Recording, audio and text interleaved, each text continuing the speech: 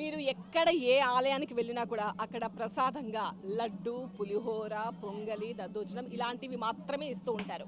So అమ్మవారికి మొక్కులు కూడా ఏ కొబ్బరికాయో, అమ్మవారికి పట్టు వస్త్రాలు, గాజులు, ఓడిబియ్యం ఇలాంటివి మాత్రమే చూస్తూ ఉంటారు. కానీ మేడారంలో మాత్రమే కనిపించేది బంగారం.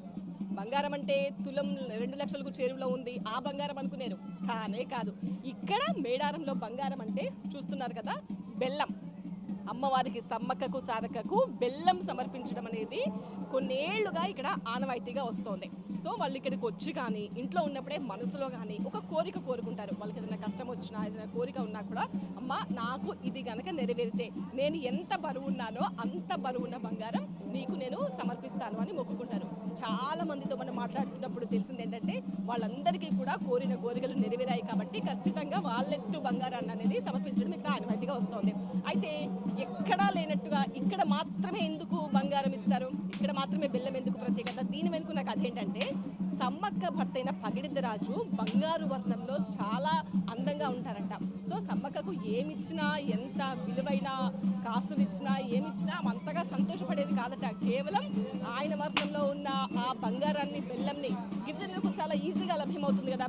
బెల్లం అయితే ఎలాంటి ఖర్చు లేకుండా చాలా ఈజీగా లభ్యమవుతుంది కాబట్టి ఆ బెల్లాన్నే బంగారం అనుకో తల్లి అని చెప్పేసి సమ్మక్కకు సమర్పించుకునే వాళ్ళంట.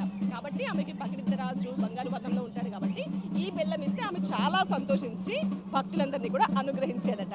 సో అట్లా ఇక్కడ మేడారంలో బెల్లం సమర్పించడం, అదే బంగారం సమర్పించడం అనేది ఆనవాయితీగా వస్తుంది. అయితే మీకు ఇక్కడ ఒక డౌట్ రావచ్చు, ఇంత బరువు ఉంది కదా, ఇప్పుడు నా ఎత్తు బంగారం అంటే అంత ఉంది, ఇదంతా మోసుకొని నేను ఒక్కదాన్ని ఎట్లా వెళ్తాను టెంపుల్కి?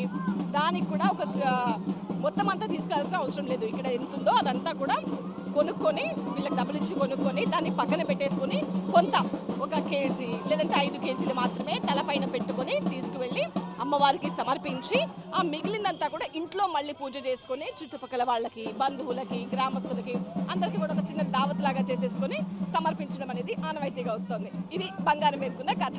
కెమెరా పర్సన్ శ్రీధర్తో సంధ్యా టీవీ 9 మేడారం నుంచి.